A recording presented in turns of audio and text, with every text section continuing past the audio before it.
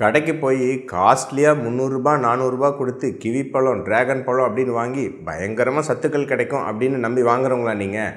உங்களுக்காக தாங்க இந்த காணொளி. ஸோ நீங்கள் நம்பி வாங்குகிற காஸ்ட்லியான பழங்களில் இருக்கிற சத்துக்கள் ரொம்ப எளிதாக விலை மலிவான பழங்கள்லே கிடைக்கும் அப்படின்னு சொன்னால் நம்புவீங்களா?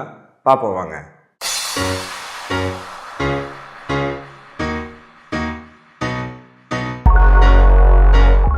வணக்கம் நண்பர்களே. பொதுவாக பழங்கள் அப்படின்னா எல்லாத்துக்கும் பிடிக்கும்.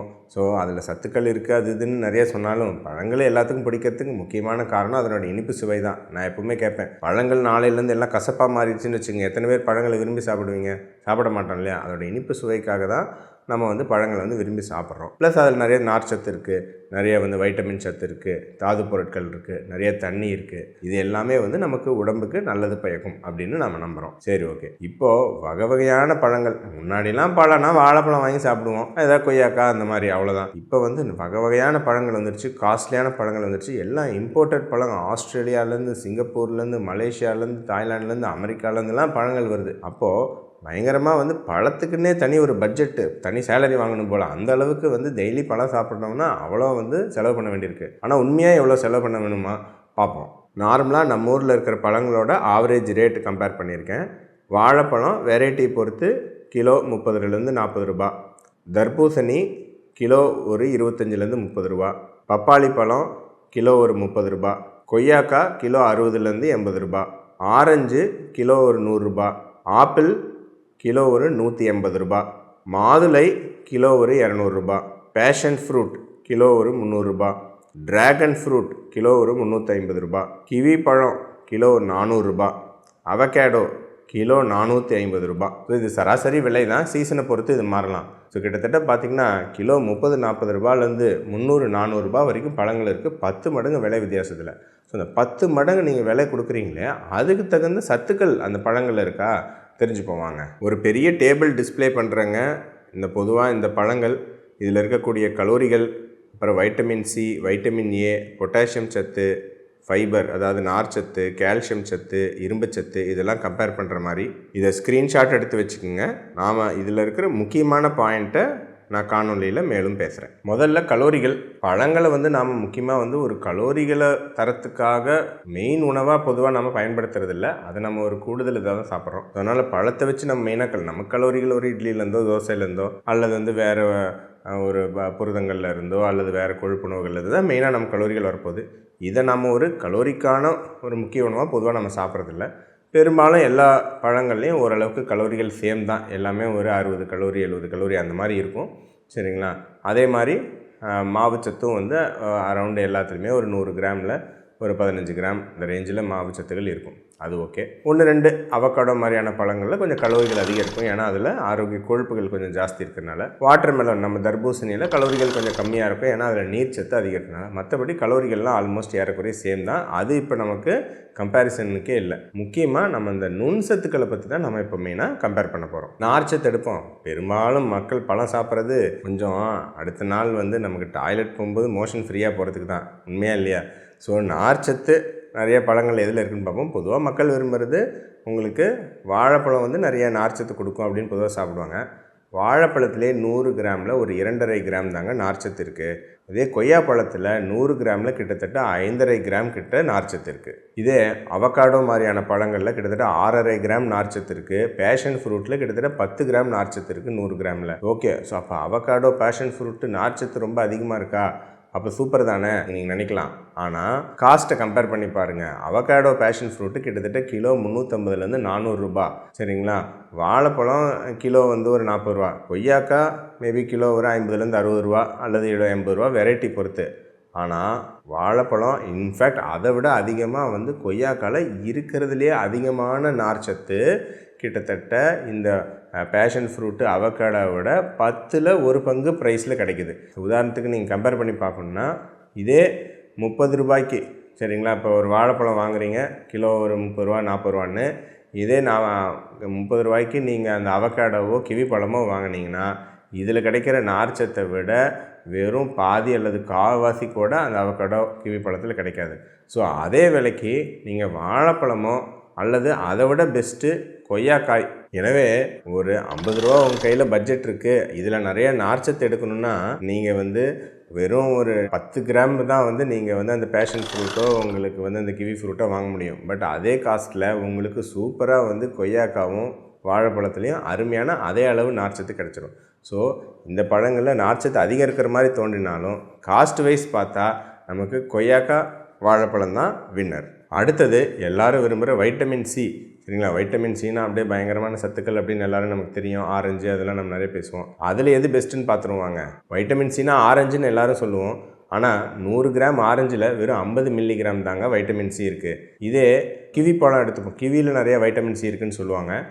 100 கிராம் கிவி பழத்தில் கிட்டத்தட்ட 90 மில்லிகிராம் வைட்டமின் சி இருக்குது. சரிங்களா, ஆனால் கொய்யாக்காயில் எவ்வளோ வைட்டமின் சி இருக்குது தெரியுமா? 100 கிராம் கொய்யாக்காயில் 200லேருந்து 220 மில்லிகிராம் வைட்டமின் சி இருக்குது. சரிங்களா, இப்போ காஸ்ட்டு கம்பேர் பண்ணி பார்ப்போம். ஆரஞ்சே கிலோ 100 ரூபான்னு சொன்னேன். சரிங்களா, இப்போ கொய்யாக்காய் கிலோ ஒரு 50-60 ரூபா. சரிங்களா, கிவி கிலோ 300 ரூபாய்க்கு மேலே. ஸோ கிவி பழத்தில் வர வைட்டமின் சியை விட 2 மடங்கு அதிக வைட்டமின் சி சாதாரண கொய்யாக்காயில் கிடைக்குது. ஸோ இருக்கிறதுலையே வைட்டமின் சிக்கு பழமாக நீங்கள் சாப்பிட்ணுன்னா கொய்யாக்காய் தாங்க பெஸ்ட்டு. சரிங்களா, 50 ரூபாய்க்கு 200 மில்லிகிராம். ஸோ இதே இப்படி எடுத்துப்போம். ஸோ இதே 220 மில்லிகிராம் கொய்யாக்காயில் இருக்கக்கூடிய வைட்டமின் சி உங்களுக்கு ஆரஞ்சு மூலமாக கிடைக்கணுன்னா நீங்கள் வந்து கிட்டத்தட்ட 4 மடங்கு அதிகமாக வந்து நீங்கள் வந்து ஆரஞ்சு வந்து நீங்கள் சாப்பிட்டாக்கணும். அதாவது 1 கிலோ கொய்யாக்காயில் இருக்கக்கூடிய வைட்டமின் சி உங்களுக்கு கிடைக்கணுன்னா நீங்கள் வந்து கிட்டத்தட்ட 4 கிலோ ஆரஞ்சு சாப்பிட்ணும், அல்லது உங்களுக்கு 2-2.5 கிலோ வந்து கிவி பழம் சாப்பிட்ணும். இப்போ காஸ்ட் வைஸ் கம்பேர் பண்ணி பார்த்துக்கங்க. ஸோ வைட்டமின் சி பார்க்கும்போது இந்த மற்ற பழங்கள் ஈவன் ஆரஞ்செல்லாம் விட உங்களுக்கு இந்த கிவி பழத்தெல்லாம் விட பெஸ்ட்டு வந்து நம்ம சாதாரண கொய்யாக்காய் தான். இதை விட இன்னொரு டிப்ஸு, நம்ம பழத்தில் லிஸ்ட்டில் சேர்க்க முடியாது, இருந்தாலும் அது ஒரு கனி அப்படின்னு சொல்லலாம். ஏன்னா அவையாரே சொல்லியிருக்காங்கல்ல, நெல்லிக்கனி அப்படின்னு சொல்லிட்டு. ஸோ அதனால் நெல்லிக்காய் அதை விட சூப்பருங்க.